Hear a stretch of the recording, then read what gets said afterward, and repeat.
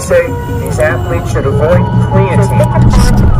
The liver or the heart. The American College of Sports Medicine recommends people 18 or younger not use creatine.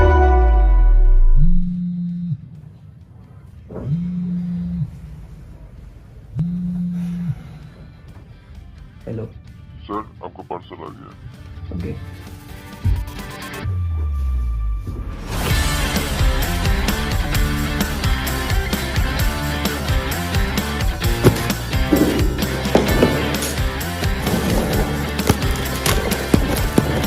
Okay, this is creatine, one of the most researched and demanding supplement in the fitness industry. लेकिन पता नहीं क्यों मेरे parents को लगता था कि मैं इसे कुछ इस तरह से इस्तेमाल करता हूँ।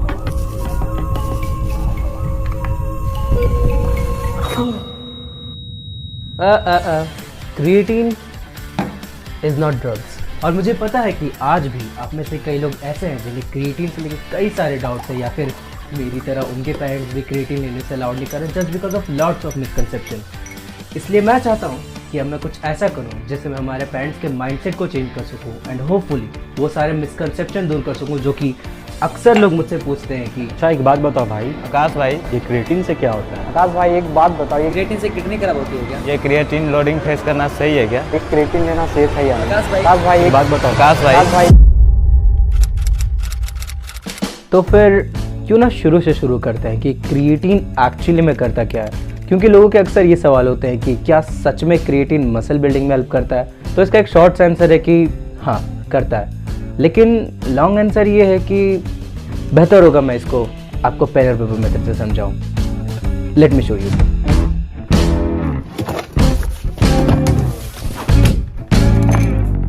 ओके सो क्रिएटिन एक्चुअली में करता क्या है। तो मान लीजिए कि ये आप हैं और आप एक हाई इंटेंसिटी एक्टिविटी करते हैं जैसे कि लिफ्टिंग वेट। तो वेट को लिफ्ट करने के दौरान आपके मसल को एनर्जी की जरूरत होती है। अब इस एनर्जी को हम साइंटिफिक लैंग्वेज में एटीपी कहते हैं। हम इसके ऊपर डिटेल में जाने की कोई जरूरत नहीं है, आपको बस इतना समझना है कि एटीपी एक ऐसा एनर्जी सोर्स है जिससे हमारे मसल रेप्स लगा पाता है। सो एन एग्जांपल, लेट्स से आप बाइसेप्स कर्ल कर रहे हैं तो आपके मसल को रेप्स लगाने के लिए एटीपी एनर्जी की जरूरत होगी जो कि आपकी बॉडी नेचुरली प्रोड्यूस करता है। तो आप जितना ज्यादा रेप्स लगाएंगे आपका मसल उतना ज्यादा एनर्जी यूज करेगा और फिर एक ऐसा पॉइंट आएगा कि एनर्जी खत्म होने की वजह से आप और रेप्स नहीं लगा पाएंगे। अब यही वो जगह है जहाँ पर क्रिएटिन काम आता है। अगर आप क्रिएटिन कंज्यूम करना स्टार्ट करेंगे तो आपकी बॉडी उसे ब्रेक डाउन करेगी फॉस्फोक्रिएटाइन में। अब ये बहुत इंपॉर्टेंट बात है क्योंकि फॉस्फोक्रिएटाइन एटीपी प्रोड्यूस कर सकता है, मतलब कि आपके मसल को और ज्यादा एनर्जी प्रोवाइड कर सकता है। तो बिफोर क्रिएटिन सप्लीमेंटेशन आपके पास कुछ सर्टेन अमाउंट ऑफ एनर्जी होगी मसल के लिए। However compare to after creatine intake, phosphocreatine की वजह से जो कि एटीपी प्रोड्यूस कर सकता है आपके पास और ज्यादा एनर्जी होगी मसल के लिए। So an example, coming back to the biceps curl again, अब आपके पास मसल के लिए और ज्यादा एटीपी होने के कारण अल्टीमेटली आप मसल को और ज्यादा कॉन्सेंट्रिक फेलियर तक हिट कर पाएंगे।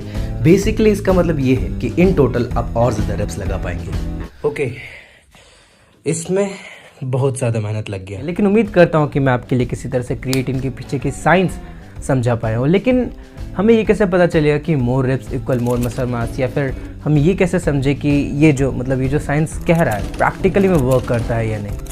So now I present to you projecting my 14 days experiment. That sounded way cooler in my head. अब क्योंकि क्रिएटिन एक परफॉर्मेंस बेस्ड सप्लीमेंट है, इसलिए सो कॉल्ड एक्सपेरिमेंट का मेन गोल परफॉर्मेंस ट्रैक करना है इन टर्म्स ऑफ वेट और reps. तो जैसा कि मैंने कहा, I have total 14 days to track my training, इसलिए मैं स्टार्टिंग के 7 डेज खुद को क्रिएटिन लोडिंग फेज में रखूंगा जिससे मेरे मसल बहुत जल्दी सैचुरेट हो जाएंगे और मेरे मसल क्रिएटिन लेवल्स पूरी तरह से फिल हो जाएंगे। अब इसके लिए मुझको स्टार्टिंग के 7 डे पर डे 20 ग्राम क्रिएटिन कंज्यूम करना होगा और फिर ये लोडिंग फेज खत्म होने के बाद I have to consume 5 gram of creatine per day which is the recommended usage. अब क्योंकि मुझे ट्रेनिंग परफॉर्मेंस ट्रैक करना है कि before creatine supplementation and after creatine intake में क्या प्रैक्टिकल चेंजेस हैं, इसलिए मैंने 3 एक्सरसाइजेस सेलेक्ट किए हैं which is dumbbell bench press, pullups and squat, जिसे मैं इस 14 डेज एक्सपेरिमेंट के इनिशियल और फाइनल डेज पे परफॉर्म करूंगा और कंपेयर करूंगा कि इनमें क्या प्रैक्टिकल चेंजेस या फिर है भी कि नहीं। So wish me all the best.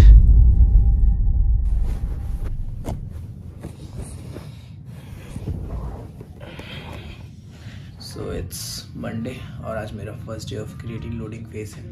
आप शायद ये वीडियो बाद में देख रहे होंगे या फिर जब भी देख रहे होंगे। तो आज मेरा फर्स्ट डे है क्रिएटिन लोडिंग फेज का, इसलिए मैं अपने ट्रेनिंग परफॉर्मेंस को ट्रैक करने वाला हूँ कि मैं किस वेट से कितने रेप्स परफॉर्म कर पा रहा हूँ। So let's see how today goes. 5 minute और सो जाता हूँ।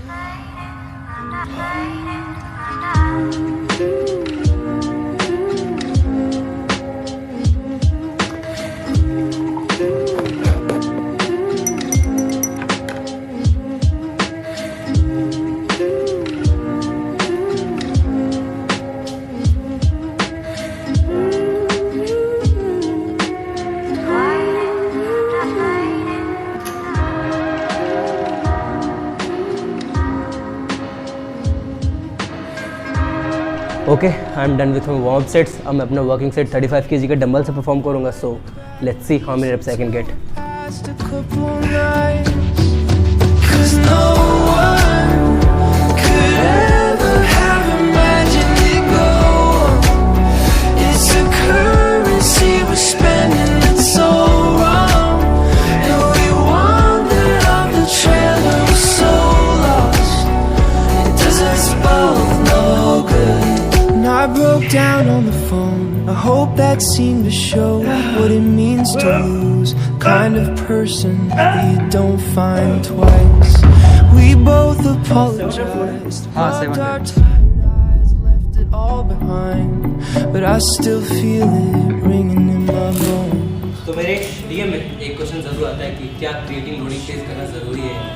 तो इसका एक शॉर्ट आंसर है कि बिल्कुल भी ज़रूरी नहीं है, लेकिन जो लॉन्ग आंसर है वो हम इस वर्कआउट में अच्छे से डिस्कस करेंगे। 'Cause no one could ever have imagined it go. It's a currency we're spending that's so wrong, and we wandered off the trail and we're so lost. It does us both no good.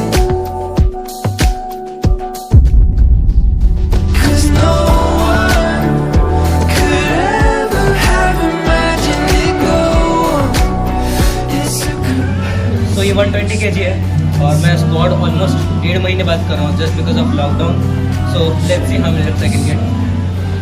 imagine it go.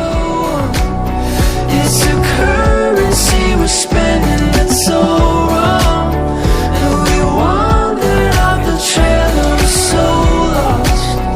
It does us both no good.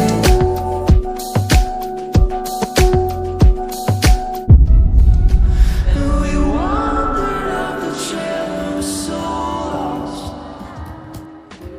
So it's night time और अभी मैं कोशिश कर रहा हूँ कि मैं आपके साथ कोई एक वैलिड रिसर्च शेयर कर सकूँ कि क्रिएटिन इज़ सेफ और नॉट। क्योंकि मुझे अच्छे से याद है कि जब मैंने भी फिटनेस जर्नी स्टार्ट किया था तो मेरे अंदर भी ये सारे सवाल चलते थे कि क्या क्रिएटिन लेना सेफ़ है, ऊपर से पेरेंटल प्रेशर कि ये मत लो, इससे ये होता है वो होता है, और इंटरनेट पे इतने सारे मिथ्स। तो ये जो रिसर्च है वो international Society of Sports and nutrition की। अब मैं इस रिसर्च की डिटेल में बिल्कुल भी नहीं जाऊँगा, मैं बस आपको इसका एक समराइज 2 शॉर्ट सा कंक्लूडिंग आंसर दूंगा।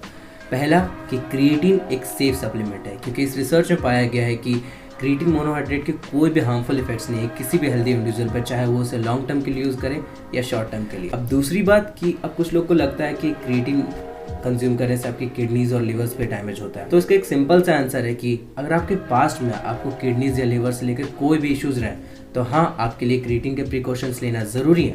लेकिन अगर ऐसा कुछ नहीं है तो रिसेंट स्टडीज़ में पाया गया है कि अगर कोई भी हेल्दी इंडिविजुअल क्रिएटिन कंज्यूम करता है तो ऐसा कोई एविडेंस नहीं पाया गया है कि वो उसके लिवर, किडनीज या किसी भी ऑर्गन को डैमेज करता है।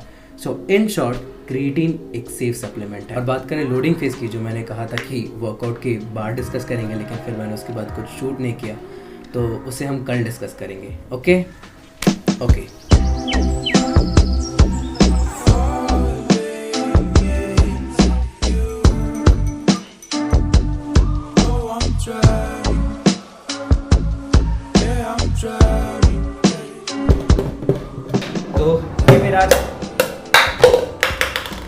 तो ये आज का मेरा दूसरा 5 ग्राम ऑफ क्रिएटिन इनटेक है। मीन्स अभी तक टोटल 10 ग्राम हो चुके हैं और अभी इसी तरह से 5 ग्राम करके और दिन में कंज्यूम करना है क्रिएटिन को, ताकि मेरा per day 20 gram of creatine का गोल पूरा हो जाए। So coming back to the question again कि क्या क्रिएटिन लोडिंग फेस करना ज़रूरी है या नहीं। तो अब इसको समझने के लिए आपको ये जानना ज़रूरी है कि क्रिएटिन लोडिंग फेस करने का रीज़न क्या है, क्यों लोग क्रिएटिन लोडिंग फेस करते हैं। So according to International Society of Sports and Nutrition, अगर आप लोडिंग फेस करते हैं तो आपका मसल बहुत जल्दी सैचुरेट हो जाता है। मतलब कि आपके मसल में जो क्रिएटिन फॉस्फेट का स्टोर है वो 7 दिनों के अंदर ही फिल हो जाता है, जिसकी वजह से क्या होता है कि जो क्रिएटिन के ऑप्टिमम बेनिफिट्स हैं वो आपको 7 दिनों के बाद से ही मिलने लगते हैं।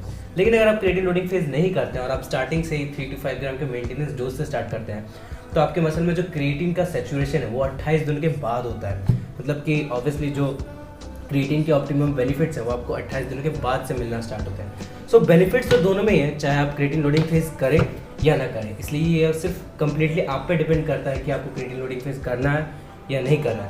लोडिंग फेज के कोई भी साइड इफेक्ट्स नहीं है, बट मेक श्योर कि आपने वाटर इनटेक का ध्यान रखें। Water intake. अब ये क्रिएटिन की वजह से ना बार बार पानी पीना बहुत ज़्यादा इरिटेटिंग हो रहा है। खैर पानी पीना तो ज़रूरी है, हालांकि कभी कभी ये बहुत ज़्यादा इरिटेटिंग हो जाता है। मेरे लिए खुद इस 14 डेज एक्सपेरिमेंट में ये इतना इरिटेटिंग हो गया था कि सुबह उठो, पानी पियो, क्रिएटिन लो, वर्कआउट करो और फिर और पानी पियो और क्रिएटिन लो और फिर सुबह उठो, क्रिएटिन लो, पानी पियो, वर्कआउट करो और फिर सुबह उठो, वर्कआउट करो, क्रिएटिन लो, पानी पियो और फिर और पानी पियो। लेकिन फाइनली इतनी मेहनत के बाद वो दिन आ ही गया जिसका मुझे बेसब्री से इंतजार था। तो आज फाइनली डे 14 है। मैं बहुत ज़्यादा एक्साइटेड क्योंकि मैं इनका बहुत दिन से इंतजार कर रहा था। अभी मैं सबसे पहले बेंच प्रेस परफॉर्म करूँगा। लास्ट टाइम इसमें 7 रेप्स आए थे, तो इस बार देखते हैं कितने रेप्स आते हैं। Let's go. Bars and chains to rolling I got wasted under you, so please don't let go. Please don't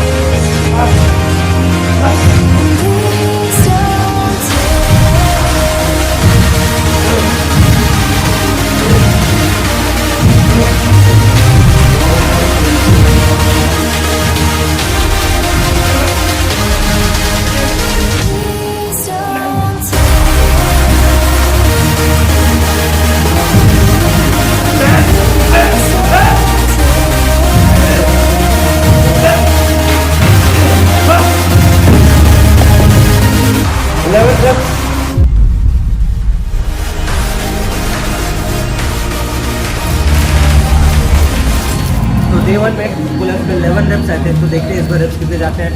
let's go.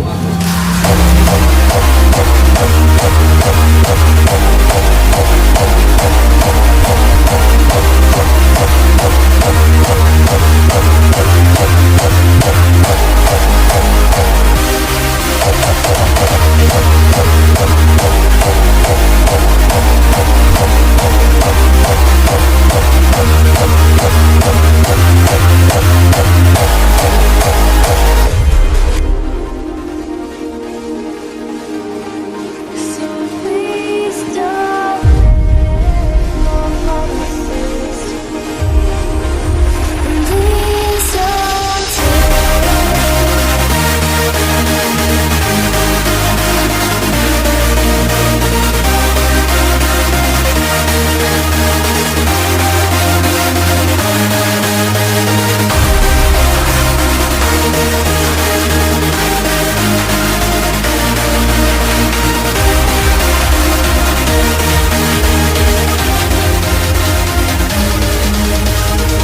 please don't